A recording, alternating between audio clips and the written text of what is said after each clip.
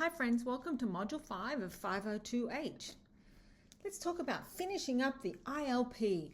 You started with collecting some data on your focus students in your whole class, and then you tried some new strategies, and one of them you were observed by your mentor, and then you collected more data to hopefully determine some sort of impact of this new strategy. And then the last part of the ILP is the reflection. In Module 5, you're working on Table 11. You should try at least 2 different strategies from Table 9.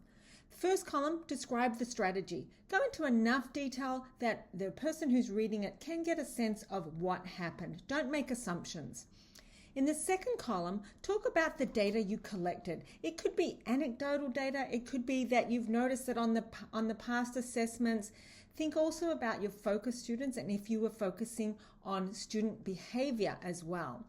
And then share what impact you observed. Did you find that they did actually understand things better? Did you find that students were better at completing their work, coming to school, paying attention, all of the things that you were focusing on?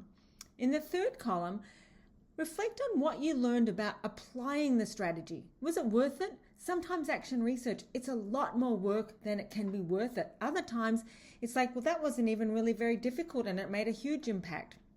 There's no right or wrong answer. Just reflect.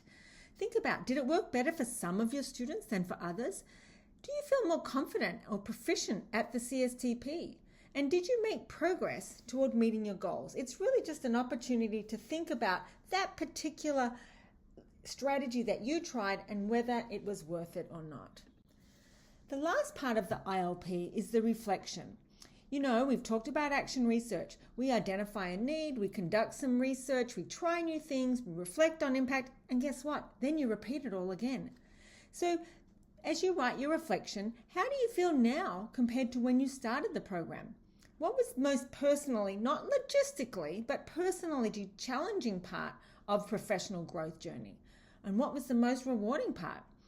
How do you plan to continue to positively impact your students' learning through action research, even though you're not going to be in an induction program? And talk about anything else you'd like to share with the instructor. You have discussion 5.1 in this module. It's an opportunity to kind of pay it forward and to help others with their journey. Share everything you want to share. Reflect on everything you've tried and learned since you started the program. You'll also be working on your CSTP evidence. You started this in the very first class. It's connected to the self-assessment. In this class and this next module, you'll be updating the third column. You'll have to update the majority of elements for each standard. Keep in mind the focus is growth. You may have just grown a tiny little bit and it might not show. You may still be at applying, but you can talk about how you feel you have still grown. There's 3 things: the self-assessment level and the date, a link to an artifact, something that shows you have grown. Think about the lessons that you've done. Think about the things you've done in this class and in the last class. And then describe how whatever you're linking to represents the element and ISTE or JEIE. Finally, you have mentor activities. The first one should be focusing on your ILP, perhaps getting help with Table 11, reflecting on, well, can you tell if students learned? What might you do differently? Just really getting your mentor's input on your ILP Table 11.